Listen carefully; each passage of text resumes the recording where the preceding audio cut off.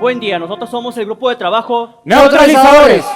y los integrantes del equipo son Juan, Producción, Eugenio, Facilities. Flor, Medio Ambiente. Roberto, mantenimiento. y nuestro tema es Reducción de emisiones de CO2. Denso cuenta con 4 plantas en México. Nosotros pertenecemos a Planta Guadalupe, ubicada en el estado de Nuevo León. Estos son nuestros principales productos, siendo la ILCM y la No Contact Sensor. Reflejamos a nuestros principales clientes, así como también certificaciones y parte de nuestros reconocimientos. Para la solución de nuestro problema utilizamos la metodología de los 5 pasos. 1P. Definición del problema. 2P. Posibles soluciones. 3P. Análisis de posibles soluciones. 4P. Implementación de soluciones. 5P. Impacto de las soluciones. 1P, definición del problema. Como parte de la selección de la mejora, nos basamos en la visión 2030 de nuestra compañía, que es implementar nuevas tecnologías y ser una empresa autosustentable con energía renovable. Para el cálculo de nuestra meta, nos basamos en el plan anual de la planta. En coordinación, gerencia y directivos de la misma, se estableció una meta de reducción de un 3% de emisiones de CO2 en nuestra planta. En la definición de la situación, Flor, ¿qué es el CO2? es el principal gas que se emite en la atmósfera, lo cual genera el efecto invernadero. Esto es a través de las diferentes actividades del ser humano y la industria. ¿Cuándo ocurre? Ocurre cuando se quema cualquier sustancia química, lo cual emite gases al ambiente y también en el uso de energía. ¿Dónde se genera? Se genera en el uso de energía en la planta al usar los compresores y también en la generación de residuos peligrosos. Porque es importante atacar el problema. A medida que se incrementan las emisiones, existe mayor concentración de gases en nuestra capa de ozono, lo cual genera el efecto invernadero. Esto hace que se incremente la temperatura de nuestra atmósfera y a su vez exista una descompensación en el cambio climático. ¿Y cómo nos afecta? Se tiene un promedio de generación de 369 toneladas de CO2 mensuales por generación de emisiones. ¿Cuánto nos afecta? Nos afecta en cuanto a impacto a costo de 1 millón de pesos mensuales por generación de emisiones de CO2. Medición y planeación. Para la definición de nuestra meta utilizamos la metodología SMART. Específico. Reducir el 35% de emisiones de CO2. Medible. De 369 a 238 toneladas de CO2. Alcanzable. Mediante el monitoreo de la plataforma Ion Enterprise. Relevante. El impacto de la compañía y el medio ambiente. Temporalizado. De agosto 21 a enero del 22. Después realizamos un diagrama de GAM donde establecimos fechas y responsables. 2P, posibles soluciones. Selección de posibles causas. Para el análisis de la situación, en conjunto con los miembros del equipo, se realizó una lluvia de ideas de las posibles causas. Después las plasmamos en un diagrama de Chicago y con la ayuda del análisis de alto y bajo impacto, seleccionamos las de 1 y 2 como principales causas, teniendo como resultado 4 causas potenciales. Después, con el análisis de los 5 porqués, definimos las causas potenciales y con la ayuda de una matriz de priorización, definimos el orden de análisis de cada una de ellas. Para la organización de nuestro equipo, realizamos una matriz de habilidades técnicas y administrativas para visualizar el nivel de cada uno de los miembros del equipo, plasmándolas en gráficas de radar. Y con la ayuda de la matriz RACI se asignaron roles y responsabilidades a cada uno de los miembros del equipo. En nuestra gráfica de habilidades identificamos las debilidades del equipo, plasmándolas en el cuadrante de poda, donde tenemos que son fortalezas, oportunidades, debilidades y amenazas. Actualmente, como equipo, nos encontramos en la zona C. Nuestra meta es llegar a la zona A mediante un plan de entrenamiento de cada una de nuestras debilidades.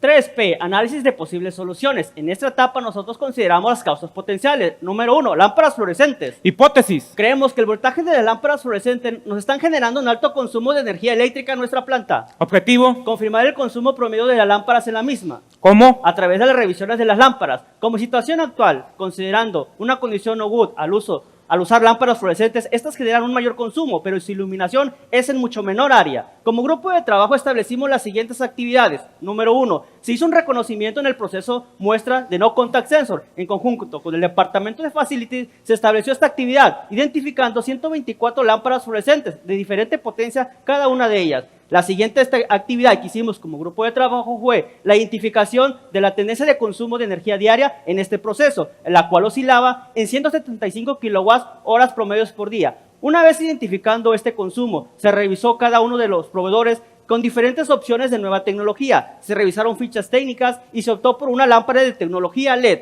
La siguiente actividad que establecimos como grupo de trabajo fue obtener cotización de proveedor y se realizó un plan de instalación de lámparas LED en el proceso de No Contact Sensor. Como conclusión tenemos, después de revisar el consumo de lámparas fluorescentes en nuestra planta y comparándola con las luz LED, observamos una disminución en el consumo de gas en un 55%, por ende menor energía. Por lo tanto, Sí es factor de emisiones de CO2. Causa potencial número 2, fugas de aire. Hipótesis. Creemos que las fugas de aire que presentan los dispositivos neumáticos afectan en el consumo eléctrico y generación de emisiones de CO2. Objetivo. Confirmar si existen fugas en las máquinas o cada uno de los cuadrantes de nuestra planta. ¿Cómo? Con el equipo de inspección de fugas. Como situación actual tenemos que al no detectar una fuga, esto nos genera un mayor impacto en el consumo de los compresores, por lo cual en la actividad número 1, el Departamento de Mantenimiento confirmó el área de compresores detectando que va en aumento con un 64.5 megawatts-hora por medio por mes. Después se realizó lo que viene siendo el reconocimiento de hallazgos de fugas, detectando un total de 50 hallazgos. Aquí se plasmará en un registro de anomalías donde dependiendo del tamaño y el diámetro de la fuga, este nos arroja el impacto en el consumo de kilowatts-hora y generación de emisiones de CO2. Como actividad número 4, se realizó la categorización de estas fugas en 3 rubros. A, rápida reparación. B, reparación menor. C, reparación mayor. En esto se prioridzaron como la A y la B como las principales. Después, en conjunto con los miembros del equipo y soporte de la gerencia, se revisaron los hallazgos de fuga y se realizaron las asignaciones para las tareas correspondientes. Antes teníamos un promedio diario de 3.75 megawatts-hora. Después de la reparación de las fugas, tenemos un promedio diario de 3.12 megawatts-hora en el área de los compresores. Como conclusión, vemos que después de reemplazar las partes dañadas, confirmamos la tendencia de energía en los compresores, teniendo un resultado significativo. Por lo tanto, Sí es factor de emisiones de CO2.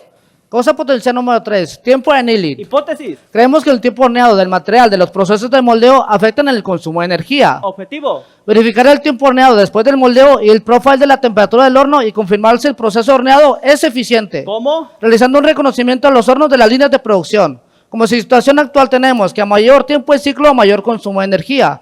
Como reactividad número uno, revisamos la tendencia de consumo semanal de las líneas de producción, donde tenemos un promedio de 43 megawatts-horas. Como actividad número 2, estratificamos el consumo de energía por líneas, donde tenemos que la línea que más consume energía es la línea de moldeo y el CIEM2.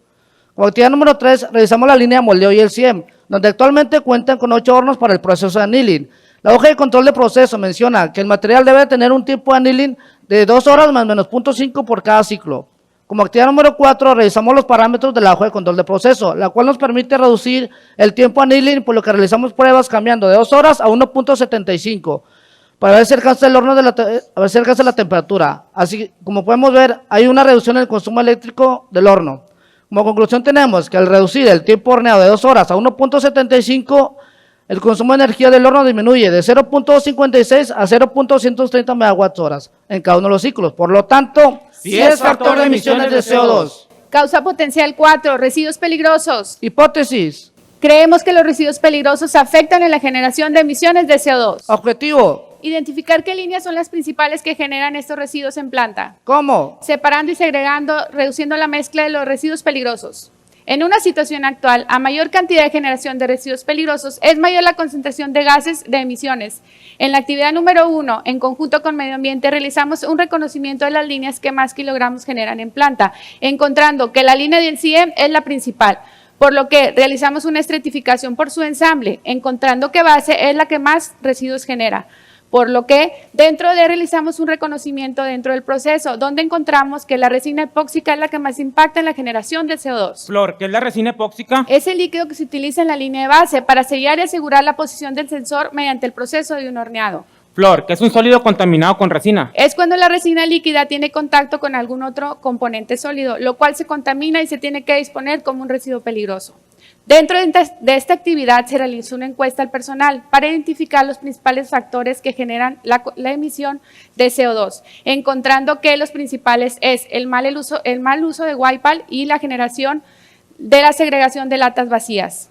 En la actividad número 5 realizamos una prueba donde se evaluó que el asociado puede hacer la limpieza con un cuarto de Guaypal, lo cual confirmamos que es factible realizar dicha limpieza, obteniendo menor cantidad de generación de sólidos. En la actividad 5.1, el materialista, después de vaciar el contenido de la lata en el tanque, este lo tiene que disponer como un residuo peligroso, por lo que aumenta el volumen peso de los residuos peligrosos.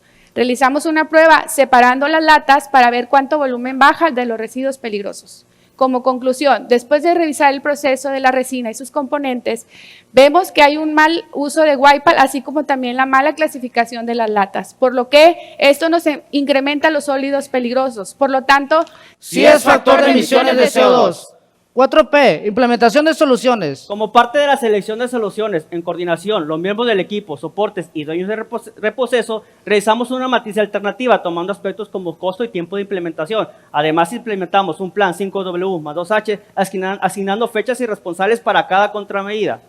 Dentro de esta misma etapa, nosotros consideramos la toma de acciones. Número 1, reemplazo de lámparas LED. Con el soporte del departamento de Facility, se realizó la compra de lámparas LED y a su vez se hizo un plan de instalación en el proceso de No Contact Sensor. En estos gráficos podemos apreciar que antes, usando lámparas LED, el consumo oscilaba en 175 kWh promedio por día. Después de la implementación de lámparas por tecnología LED, se obtuvo una reducción y un consumo promedio de 78 kWh promedio.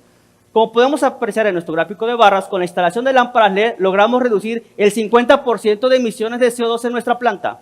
Toma acción 2, reparación de fugas de aire. En conjunto con mantenimiento y soporte de la gerencia, se realizaron las actividades de fugas de aire, teniendo anteriormente un consumo en el área de los compresores de 3.75 MWh. Después de la reparación de estas fugas, tenemos un promedio diario de 3.12 MWh. Con la reparación de estas fugas se logró reducir un 14% de emisiones de CO2.